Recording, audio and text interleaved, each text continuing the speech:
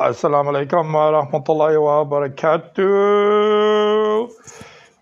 Got my nice little poop in there and tried to.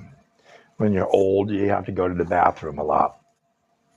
Gonna have a longer talk today. If it gets closer going over an hour and becomes 2 or 3 hours, then I'm going to break up the lives into just under 1 hour segments because of the need to be able to post it according to TikTok guidelines and then just post it as continuous on VK and BitChute and various other forums.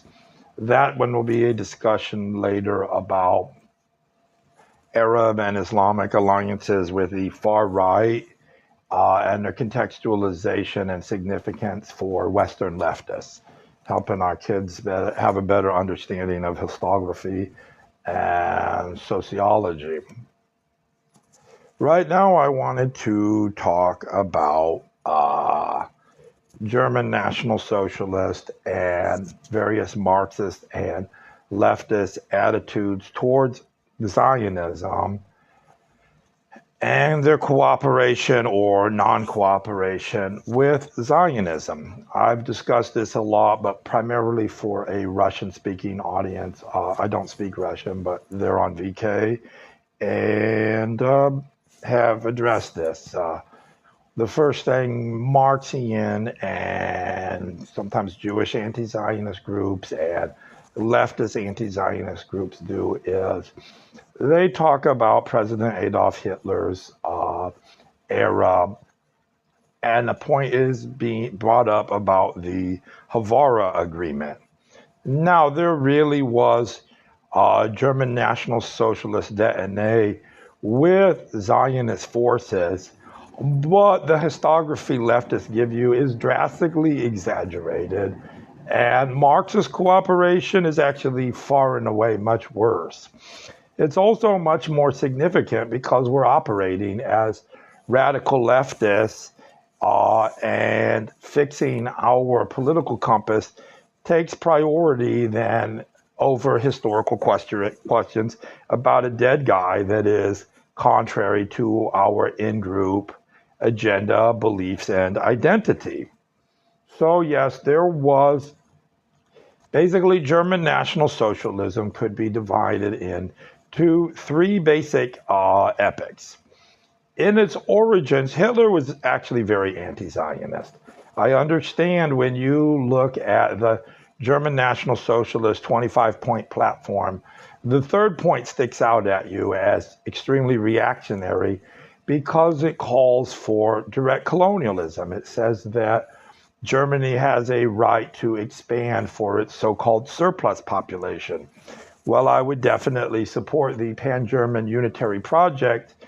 I am anti-colonialist, anti-imperialist, and would oppose that. But even with racial contamination, many valid critiques of finance capital and reactionary Jewish social roles, severe racism, I think we all know that, there really was a German anti-Zionist position. Hitler was definitely anti-Zionist in his origins. There's kind of a leftist mythology that Hitler figures, I hate Jews, so dump them on Palestine. Bah. No, actually, in its origins, a lot of German National Socialism, prior to power, saw that the creation of so-called Israel, the Zionist entity, would be nothing more than what it is, a base area for international racketeering. So you would actually just be given your perceived enemy a base area for its global activities. This was definitely the normative German National Socialist position. Hitler also had a lot of really amazing points that are unfortunate because they were better articulated than what leftists were saying about America. And I don't know if you realize, but straw polls currently, Hitler's not particularly popular with multicultural leftists in America. Hey, big dog, nice to talk to you. So this was the first era of German National Socialist thought. Then Hitler moved, as we're starting to see, moves against both the essay, and we know about Ernst Röhm, and then moving against the Strasserites. At this point, Hitler begins alliances with conservative forces, even though it would be wrong to see German National Socialism as being a conservative ideology. The left is definitely wrong about that. I almost think it's a leftist ideology, but contaminated with severe racism and colonial ambitions. Same for Mussolini, actually. Mussolini began as a Marxist, opposed the inter-imperialist war of World War I, and then was basically bought out by financial interests to become a predatory nationalist, and boom, fascism. They both stem from bastardized leftist ideas. Actually, the libertarians are more right about that than the leftists. So during this conservative DNA, the conservative forces wanted the Havara Agreement. And what this Havara Agreement did is it said that Germany wants DNA with Britain, even though Britain is perceived in German nationalist thought as being Atlanticism. And German nationalist thought would historically say that its three main enemies are Atlanticism, and today that would be probably America more than Britain. The Vatican, because of its extension as being Rome and the historical Germanic role against toppling the Roman Empire, and of course Jewish Zionist power. And there's no question that this animosity occurred between peoples for centuries on both sides of the fence. And then German nationalism would say that its actual allies are Arabism and Russia. But the conservative moves push towards stronger anti-communism, conservative paranoia related to Bolshevism and socialist movements, and German nationalist capital being more willing to cooperate with Nazism than in the past because they saw it as a potential to heat off leftist and working class movements by making some concessions. And in this epic, very fringe Zionist leaders really did make an agreement with Hitler in principle related to the Havara Agreement, where around 50,000 Jews were allowed to flee the German sphere to be colonialists in Palestine under the British mandate. There's also, it's important for those of you who think that this conflict with the Zionists emerged in 1948. No, it didn't. It's much, much older.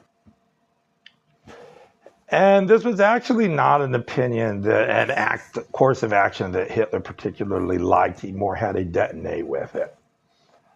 Even with his severe racism and his biological hang-ups on the Jewish question that are asinine and counterproductive. And they're showing this today because now when we discuss Jewish social roles, the same way as we would white people or anything else, we immediately have to have a 12-hour discussion about the difference between racism and sociology, or whether or not things are open-endedly. If we're criticizing white world colonialism, do we hate all the white devils, or are we critiquing behavior and economic and social power? The same thing with the Jewish question and what the left is suffering under in the West today.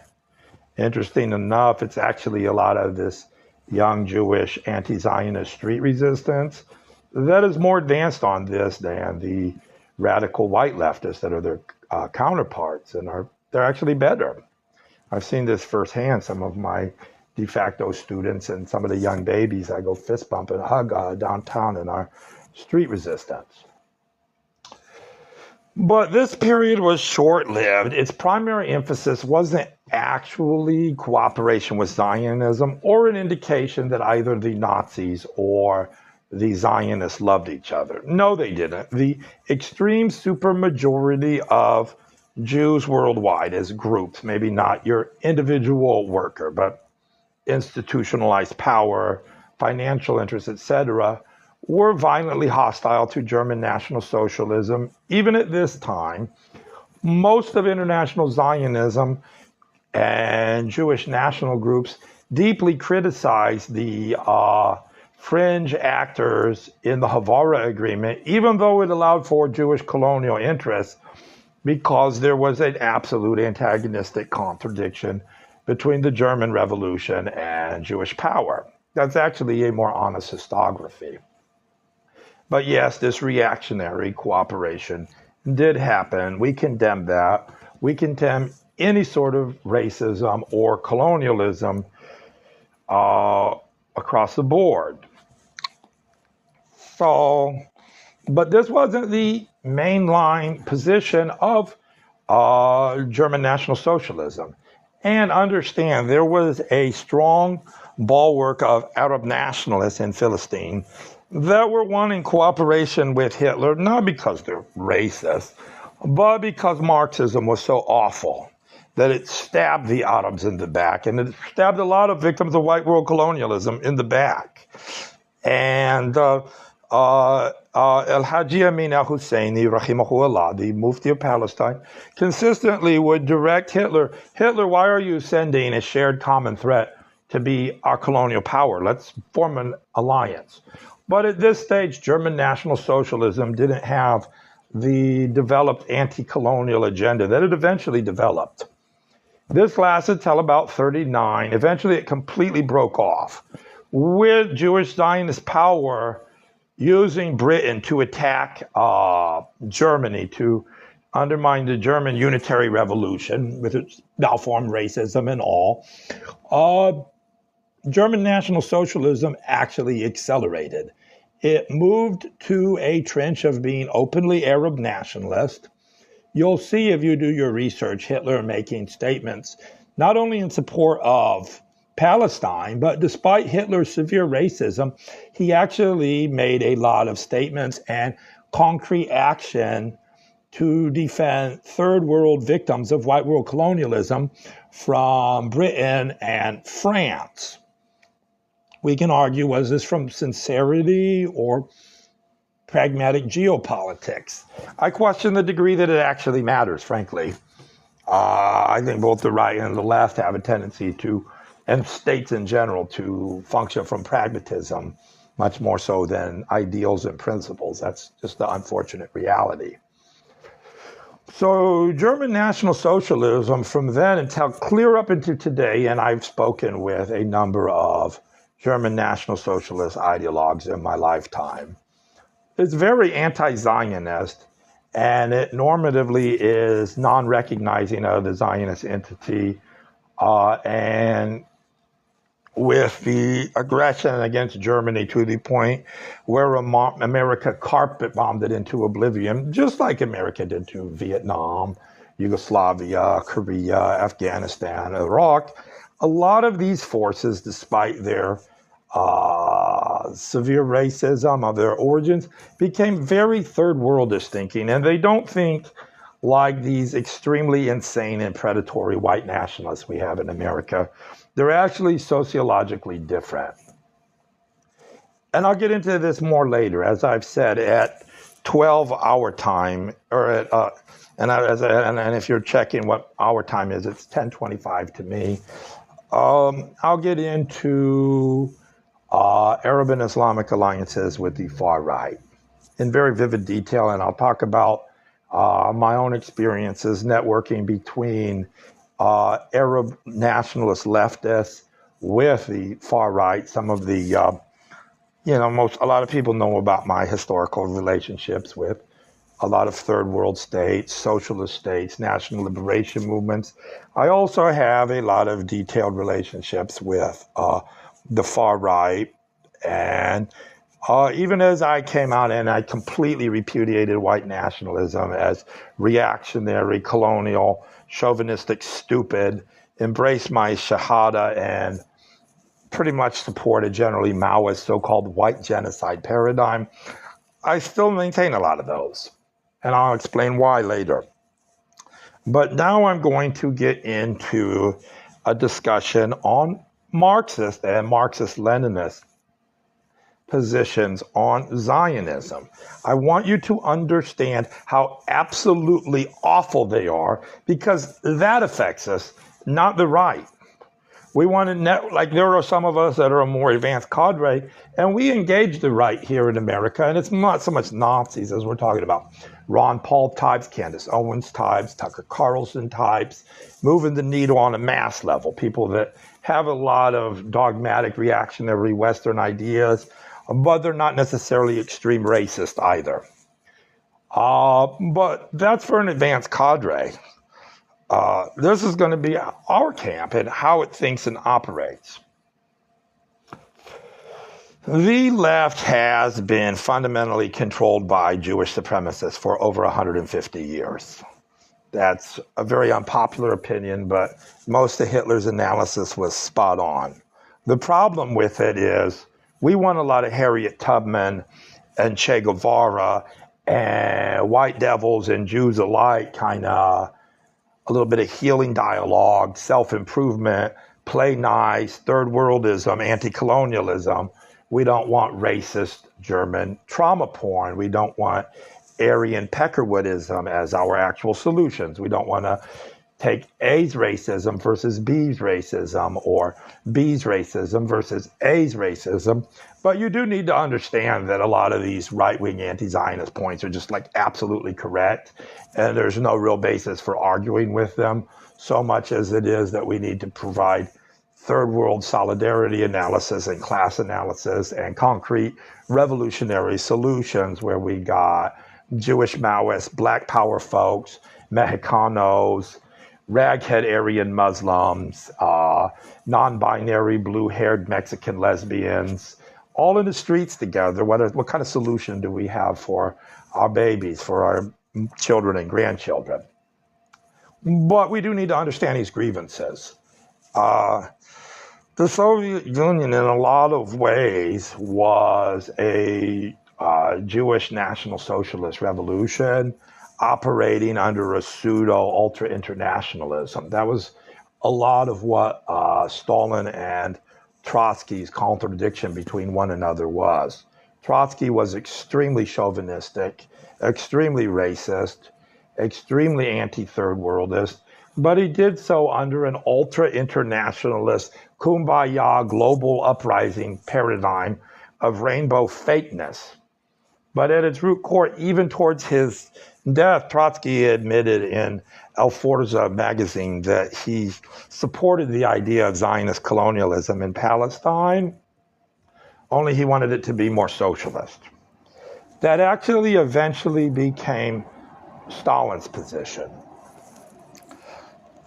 Stalin had this weird idea that by supporting Zionism like the British imperialists were, he could use Zionism against the British and create a satellite state like he had done in Poland, Hungary, Bulgaria, etc., that are nominatively independent socialist states, but are really Soviet colonies. Well, that was stupid. In this process, Stalin actually used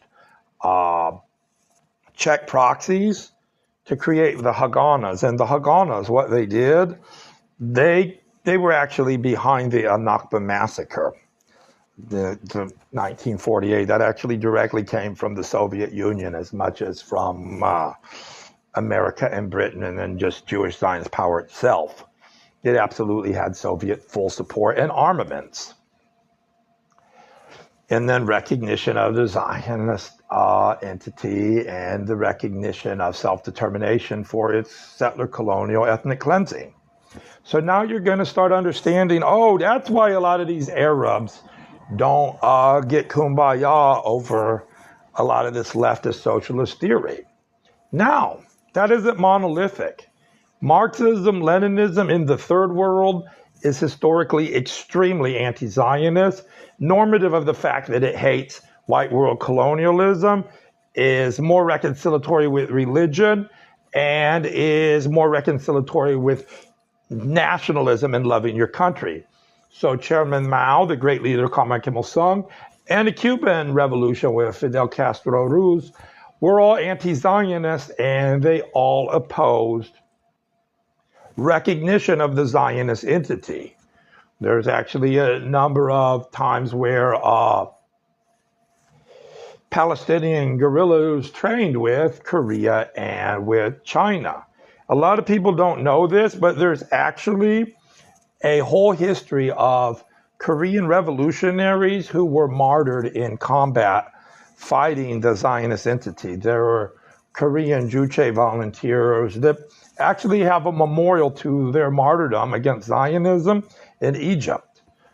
So a lot of cooperation where these third world Marxist-Leninists were in love with these Nasserite and Ba'athist formulas and Fatah back in the day when it was still revolutionary and not the Commodore PA apparatus we have today. So it's very complicated. There were both amazing actors and reactionary actors in this process. The Soviet Union began internal radicalization that is unique, and of course it came from its own dogma.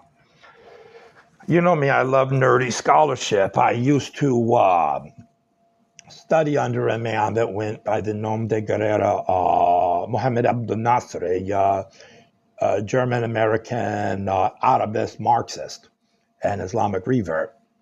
Big influence in my spiritual and intellectual development. You know, being Wally like everyone else, I was a dumb shit to him, and I deeply regret it. I'm uncovering some neat things. So while Stalin absolutely recognized the Zionist entity, internally, the Soviet Union is realizing that Zionism is an absolute immediate danger to its very existence and to the existence of the emerging socialist bloc in Eastern Europe. So first, there was a concrete struggle in the Soviet Union against the Jewish Anti-Fascist Committee, where Stalin rightfully rounded them up, realized they were American proxies, that they were there to undermine the Soviet Union, not to actually fight racism and fascism. That this is hyperbole and a Zionist dog whistle. Rounded up the Jewish Anti-Fascist Committees, crushed them like a bug, alhamdulillah. And arm in arm was the call for Soviet patriotism. And Soviet patriotism had some limitations to it. It definitely leaned towards Russophilia. It moved away from sort of Lenin and Trotsky's very anti-Russian attitude towards a love for the Russian people. So Stalin, a lot of people, they treat him as Georgian. I kind of don't. He was Georgian and Ossetian by genetic material. I really deeply see Stalin as spiritually and culturally Ossetian. And that's where his sort of philo-Russiatic proletarian Eurasianism starts to make sense. A Georgian would be more prone to seeing Russia as a large dominationist adversary, and an Ossetian would be more inclined to see Russia as a big, stronger brother and protective force. So you'll see this where Stalin is just like extremely Russian nationalistic, Belarusian nationalistic, very pan-Slavic. This patriotic socialism, and I've criticized it for this, it didn't extend to other people, and this is why they hate the Soviet Union now. It should have developed to patriotic socialism for Balkan people, for Estonians and Lithuanians and Latvians, for Turkmenistan, Uzbekistan, Kazakhstan, Armenia, Azerbaijan, Uzbekistan, Tajikistan, etc. It didn't. It was still chauvinistic, so it replaced the sort of Jewish-controlled multicultural chauvinism with Russian one. But it was very unifying for Slavic people, and it was definitely front and center opposed to Jewish Zionist power undermining Slavic nationalisms.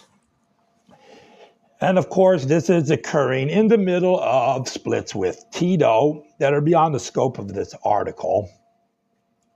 And that Stalin has to de facto uphold the idiotic anti-Semitism laws that Leninism developed, that Lenin himself advocated for, and were the product of Jews being less than 1% of the population, basically institutionalized that social critique of them, not just racism, is punishable by death while not ascertaining the same defense of other religious and ethnic groups. There was not a anti-Tajikistan racism gives you death rule. This was purely for Ashkenazi Jews from their own severe racism. But unfortunately, a lot of Western leftists, even as we're up against Zionism and needing to discourse reactionary Jewish social roles, uphold this period of anti-Semitism laws as some kind of working sociological model. Lenin can kiss my butthole. So Stalin is up against this, having to pretend to give a crap about it, well, deeply hating it internally, having to cosplay that Leninism as the true defender, while moving in a correct and better, patriotic, revolutionary thing, where Bolshevik ideals, or at least claims, are more universally widely available for everyone's liberation, where we're much more fair across the board. Jews play nice, Catholics play nice, Muslims play nice, Buddhists play nice. Let's calm down on religion as the opiate of the people a little bit. Happy birthday.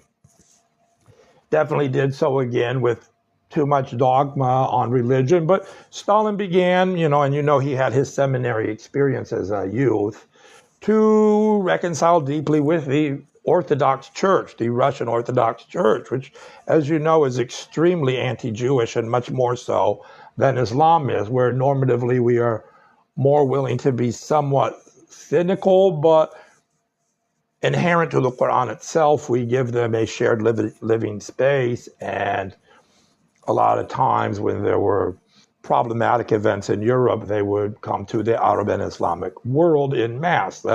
And then the Muslims would have conditions on Jews about their predatory economic behavior, but safeguard them because of Quranic commands. And this was interesting. There was an event that occurred in Czechoslovakia just before Stalin's death. And this is the trial of a man by the name of Rudolf Slansky. And Stalin basically turned around and stabbed him. Slansky began to expose that he was a predatory Jewish racist as it became marketable because of Soviet open support for creating the Zionist entity that Stalin never admitted in the first place he was just completely wrong about. But Slansky actually always having been aligned with Freemasonry, Jewish nationalism, and U.S. imperialism, and a leading figure within the Communist Party of Czechoslovakia. If you go on the internet and you have some time, there is a document that gives you the entire transcripts of the Rudolf Slansky trial. And this is Stalinism, so full disclosure, they literally beat and tortured him until he gave a party line. Honestly, just like Nuremberg, there was you have to be kind of stupid to actually think that Nuremberg was some kind of model for human rights trials rather than a victor's right history show trial. Same with this. Slansky's trial was obviously a show trial. There was no democratic anything or fairness to it. It included obscure things like confessions to helping the Titoites, because that was a sort of Leninist fixation on the Soviet side at the time, cooperate with Freemasonry, Jewish nationalism, U.S. and British imperialism, etc. But it's interesting because this is the first time that you actually see, in my mind, in a systemic way, Marxist discourse on Freemasonry. And it sounds a lot like what you're going to see on Islamist and Christian nationalist and right-wing anti-Zionist and anti-globalist quarters about Masonic conspiracy. Well, the left tends to shy away from this topic. So it's interesting, not so much because it's scientific proof of anything. It's not. It was a show trial. And some of the things that they beat Slansky and his comrades into saying are fucking stupid and clearly aren't true. It's amazing how when you waterboard and beat people, whether at the Nuremberg show trial, or the Slansky one, that they'll sing like a parrot. You just have to, make them unconscious a few times. And then, of course, Slansky's put to death. And other things are happening. Stalin is cracking down hard on his Jewish community internally. A lot of Dresden and the move towards an autonomous region in deep Siberia that didn't work and was idiotic was, hey, you want to go over there? So even the people saying, we're defenders of anti-Semitism, quote unquote, and even while they were anti-Zionists, also had a kind of quiet in the back door, what the hell are we going to do about the Jews and what are they up to this time? It's the actual dynamics of the Eastern Bloc at the time. You'll see like the Stasi in East Germany, they actually just kind of expropriated German National Socialist intelligence. So they, could keep an eye on what the hell's going on.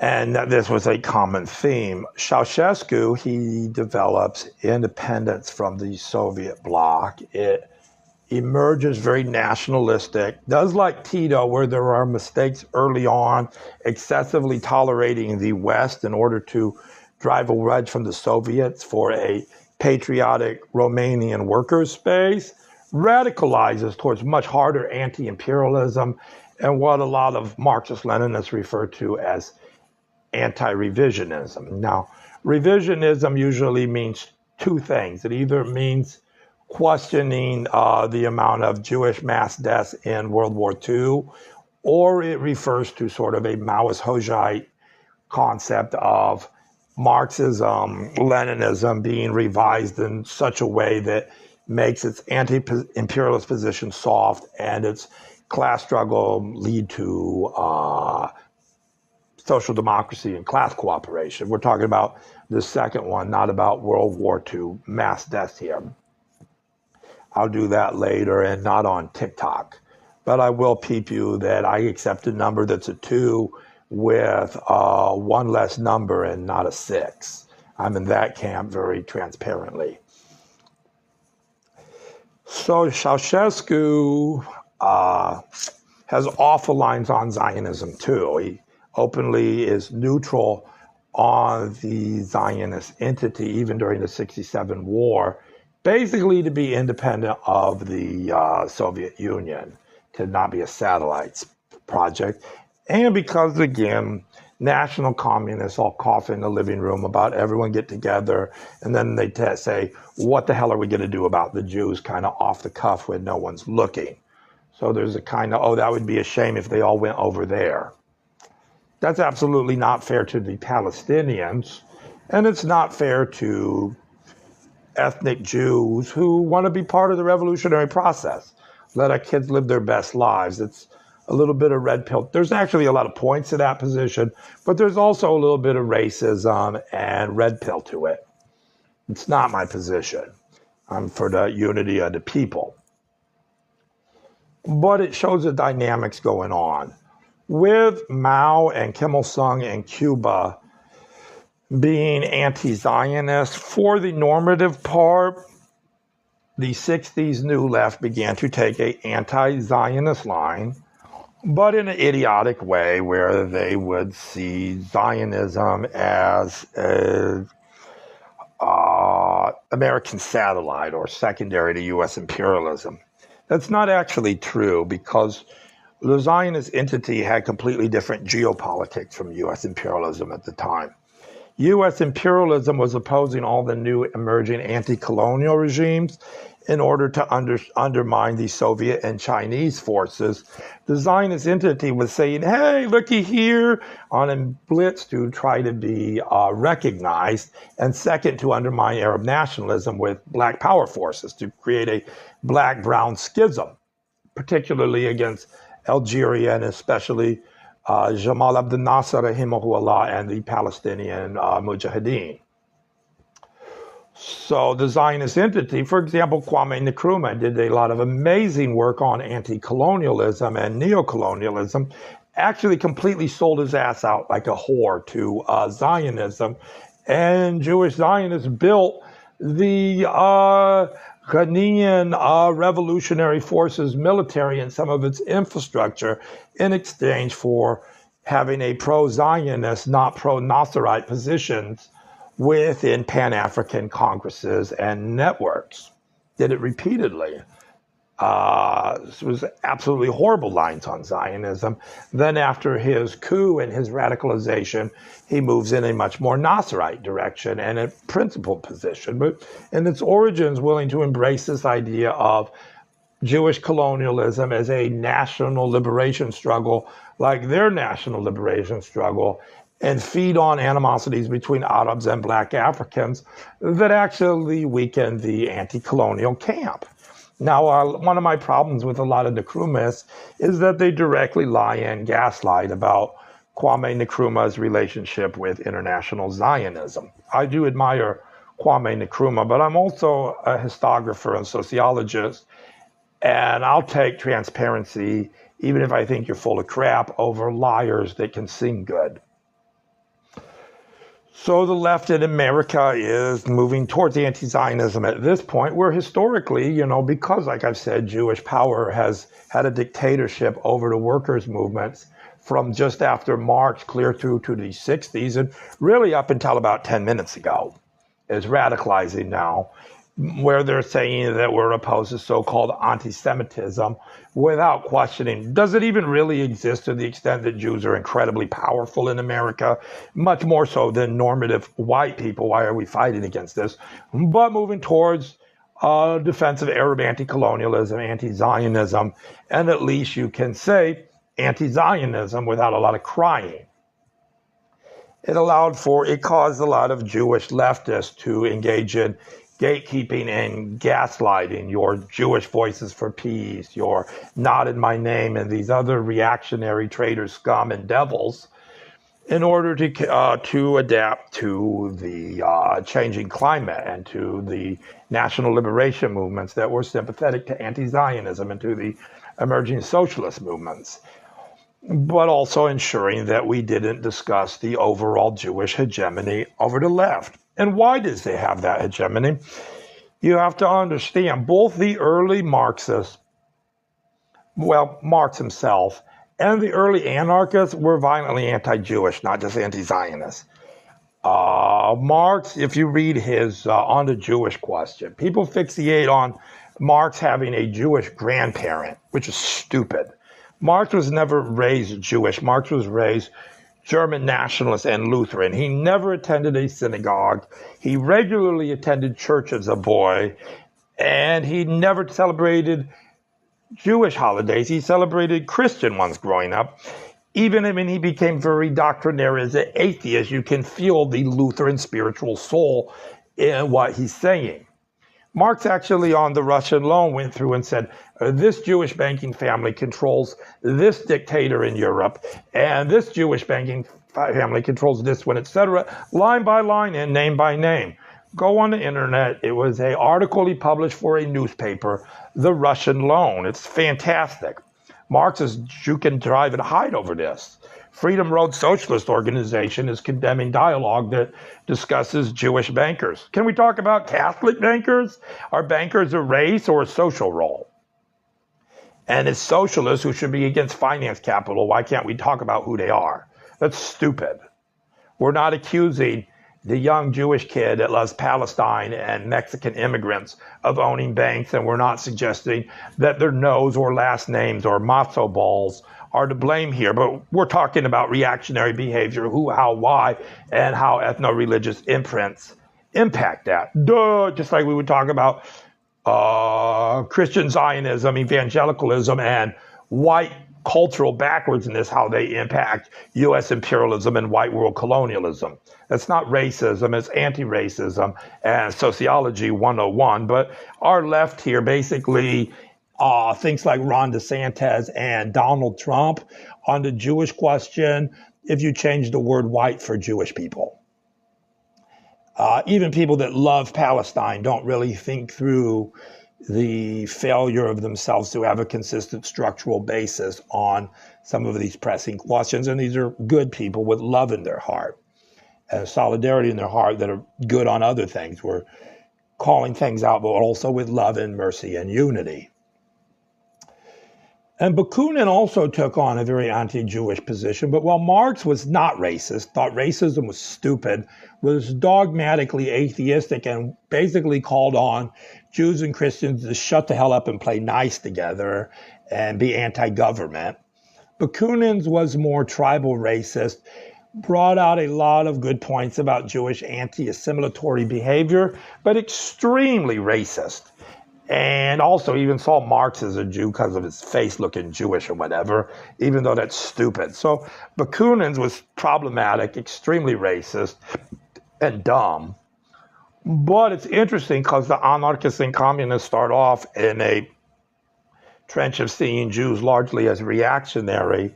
It's with Lenin and with Judeo-Bolshevism, quote unquote, that changes. Even Rosa Luxemburg gets consistently accused of being, quote unquote, a Judeo-Bolshevik. This was a popular Nazi trope. No, Rosa Luxemburg was clean. Rosa Luxemburg was a queen mother of the working class.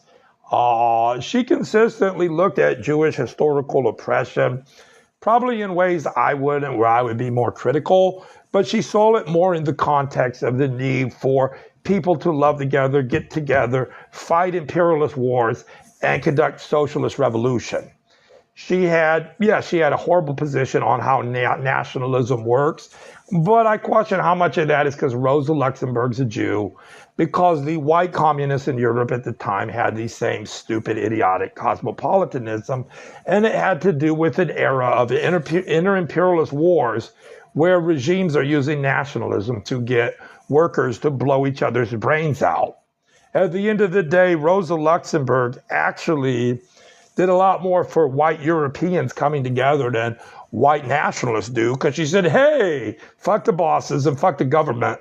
Let's love each other and let's not fight their stupid wars and kill each other. If a Jew wants to say that, I'm in the same trench. I don't care about their nose. And we love Queen Mother Rosa Luxemburg. I break ranks on that question with a lot of historical figures that I deeply love. I don't like Lenin. I don't like Trotsky. I have very deep mixed emotions on Stalin. I love and revere Rosa Luxemburg. I think you young Jewish kids, when you need a John Brown and a Malcolm X to rally to, don't take Rosa's positions on nationalism because it's harmful to anti-globalism today, but create a Rosa Luxemburg Queen Mother mythos and make Rosa Luxemburg your Jewish John Brown. You absolutely should do that. I will go out in the streets and back you on that, even if it counters a lot of my own camp's positions. You're absolutely right to do that. Whatever her limitations, she died a martyr and heroine of the working class and anti-imperialism worldwide. She loved oppressed people and she loved the working class. And I'm not real worried about if her great-grandmother accepted the Messiah or not. That's stupid. My own children, you go back 4 or 5 generations and you have the Ku Klux Klan, and now they're black Muslims. So we're not really worried about noses and what religion grandmothers had and great-grandmothers. That's stupid. We're worried about your statements, actions, and behavior. And we're critiquing it based on the actual era you live in. How are you responding to the actual events of your reality, not a different one? Not how would Rosa Luxemburg respond to globalization today, or how would she respond to Genghis Khan in the past? That's stupid and idiotic. It implies that their sociology wouldn't have evolved because you're using the sociology they had at the time. So there is this question. There's some neat stuff going on now. I've been able to form some relationships with some of the young Jewish street resistance locally, which makes me feel a lot softer, because I like that a lot better than let's just fucking have a race war between the left and Muslims against the slimy Heimies. I like that better. It feels better on my heart and closer to mercy and righteousness. Live your best life, kids. There's going to have to be some social dialogue and historiographical dialogue that comes about that some of the people aren't going to like or is awkward. And we need to be mature about that. But we need to promote today a love for one another, mercy for one another, uh, and we kind of are untangling the unity and animosity between the proverbial white devil and the proverbial Jew banker, and then talking about corrective social roles on both sides, talking about a shared living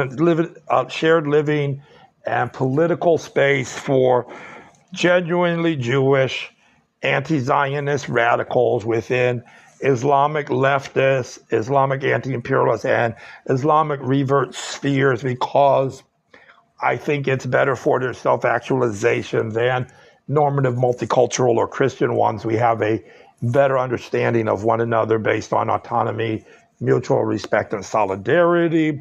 Let's do some great things. Let's not just all be about trauma responses, opposing political correctness, exploring the past. Just be honest. The Marxist and the leftist movements, Emma Goldman, etc., the anarchists had horrible lines on Zionism. Let's just correct those. We've corrected Marx's wrong positions on indigenous people and Marx's wrong positions supporting America's invasion of Mexico. Let's just be honest about a lot of Marxists and anarchists having horrible lines on Zionism and the Jewish question in general. We're not blaming young Jewish kids living today that want to be anarcho-Hamas, loving each other and fine-tuning our playbook, being futurists, being revolutionaries. Long live the proletarian army of the Lord. Assalamu alaikum wa rahmatullahi wa barakatuh.